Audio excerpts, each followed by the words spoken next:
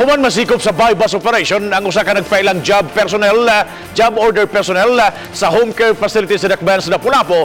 Mayor Junard Ahong Chan naglaraw ng mopahigayon og random drug test sa nagkadaing departamento sa City Hall. Siluan Mirondina sa report. Padayon karong gi-verify sa buhatan ni Mayor Junard Ahong Chan kung may kawani ba ang home care facility sa Lapu-Lapu City Hall nga nagngan og Jason Malingin. Ang 21 anyos nga si Malingin nasikop sa gipahigayong buy-bust operation sa mga sakop sa Station 5 sa Lapu-Lapu City Police niya tumilabayng Huwebes sa hapon sa sitio Mahayahay, Barangay Bangkal. Akong gi-verify ni sa DSWD ang head si Empleyado Digamo.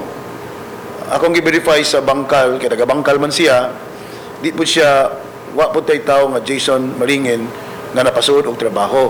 So, ang sulti nila sa atong tao nga gikuan, probably sa previous administration sa nasuod. Subay ni ini, naglaraw karon ang mayor nga mopahigayon og random drug test sa nagkadayang mga buhatan sa Lapu-Lapu City Hall. Ma-regular man, casual, job order personnel o elective official, tanan ipaubos sa drug test. So, siguro, i-batch by batch na to ang pagpatawag sa tanan.